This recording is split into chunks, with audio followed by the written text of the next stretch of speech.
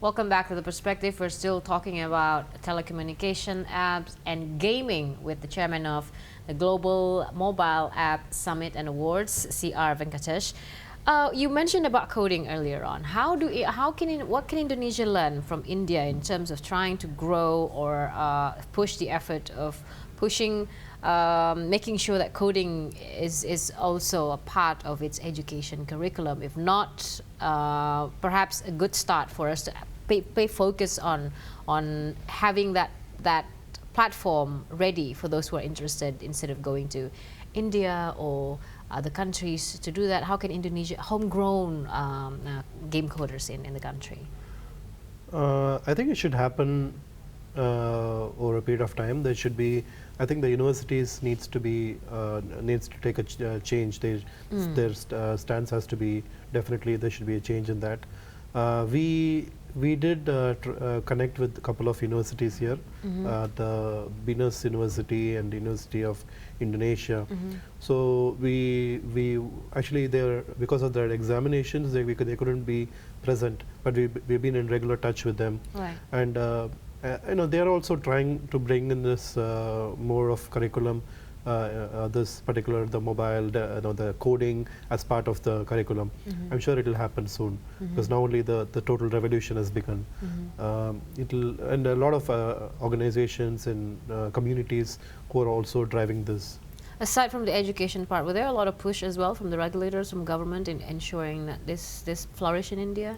Is it something that Indonesian government as well would like to take part on? Yeah, I mean, we've got the Ministry of IT. Actually, the respected Mr. Rudintra was supposed to come yesterday, but then he couldn't make it. But I mean, the government is very, very supportive. Yeah. For example, BCRAF, they have been very supportive in terms of helping a lot of people to organize such programs. Get They've involved. done, for example, recently they did there was an Indonesia Economic Forum and other conferences, and they've been sort of giving a lot of support, and that's something which will help to improve the developer community here. Right, right. Now, if or when Indonesia's telecommunication and technology industry starts to grow and takes off, do you think this could be a part of one of Indonesia's strengths? The community, the telecommunication, gaming, and app development. Absolutely, because that's going to be a major change. Because if people are going to look at their home country for development, then the costs are going to go down tremendously, because now they need to communicate. They need to. There's a problem on language. All this can be overcome. I think the problem in terms of Thailand and Indonesia is the language is still an issue. We have found that when we speak to students, probably most of them are okay with English, but still there is a lot of problem when they language is a barrier. Same in Thailand as well. Right. But in India, it's different. So everyone speaks. I mean, at least most of them speak English. At least the developer community, they speak English. But the English may be bad, but still, everyone. There's some kind of comprehension of the use of language. So I think that will be overcome. So when that's overcome, then you will have definitely a big boom here. Now, it was also mentioned, we needed to point this out in the press conference, that Indonesians are consumers and not creators. How do we change this mentality? Oh, it has to be done. I mean, definitely, because that's why we perhaps this kind of platform, GMASA, can start the conversation. That's why we organized the Indie Pitch, and the focus was given more for Indonesian developers. So we had people from Germany, we had from US, we had from Brazil. I mean, we had from almost all. I mean, we had over 200 participants, applications, and in that we could find that with over 50 from Indonesia, 25% of the submissions. But we give priority for local developers to encourage them, and that encouragement will definitely help them to go to the next level. And if they see, if other people see this, they should, they see, okay, we should not win. I mean, we should win next year, and not just this event. You look at global events from there.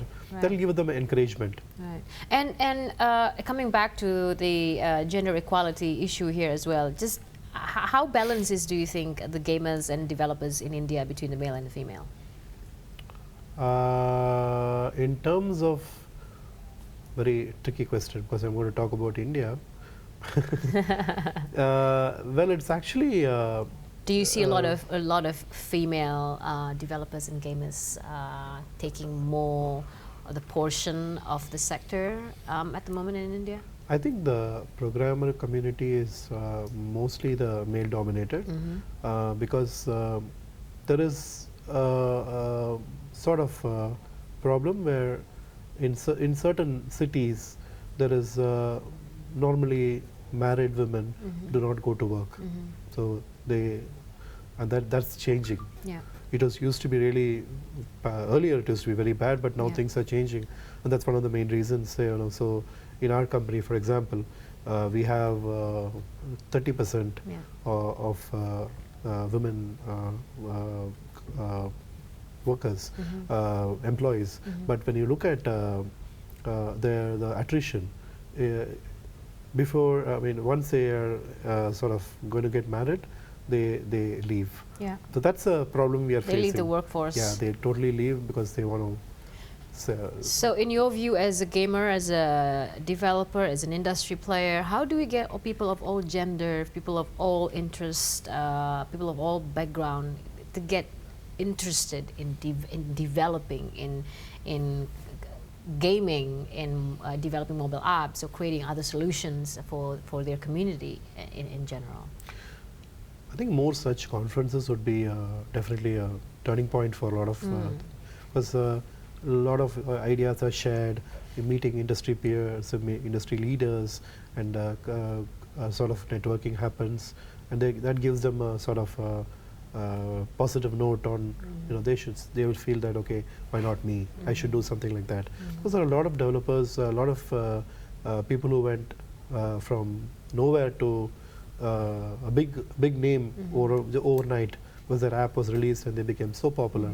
There are so many people like Flappy Bird, what happened in Vietnam, Vietnamese game developer. We tried to bring him here to for this conference, but he was not available. But maybe next year. Yeah, but I guess my question is, how do we make this more economically appealing for the general public, for them to get to at least give it a try or to look into the industry? So I guess my question was, how do we make gaming or app developing more economically appealing to the general public, so that they want to try, or at least they want to know what's gaming or app developing is all about? Like I said earlier, creating solutions for their own for the problems in their community and the society. I think the media should actually be part of this. They should promote such any innovation happens. I think media should take they should give more importance. That's how it has happened in most of the countries. Yeah. For example, in India there is Swachh Bharat movement, which is actually basically to keep the country clean. So it's a movement, and it was initiated by our president, or our Prime Minister, and then that's gone a long way. So there's an app called Swachhta, which is available. So any citizen can actually download it, and they share a picture, and then it's about some trash being available, or a particular road is being dirty or whatever, and then they share it, and the corporation takes immediate action on that. I think that's the kind of movement that the Jakarta administration has been doing, developing an app or games just to get the public more engaged in with their surrounding and take part of that. Last question, CRV, what's the plan for next year? Is this going to be in Jakarta, or do we look at other big cities that also has a huge gaming community? Definitely Jakarta is number one, because in terms of expectations, Jakarta has exceeded expectations. Second is it's a lovely city and people are very nice. And I think I think it's two reasons, and third is we have as I told earlier, there's the number of speakers was 58, and everyone made it. It's never happened in any other country. Oh, it's never happened in the previous summits. There you go. There's a number of firsts with the summit here. First in Indonesia, and the first time for all speakers to turn out. That's right. I guess that on that note, it was a very successful event then, the 4th Global Mobile App Summit and Awards. Thank you very much for talking to us, Venkatesh, and we'll hope to see you again next year. Thank you. Thank you for joining us. That was The Perspective. I'm Florence Armein. Thank you for watching. See you next time. Thank you.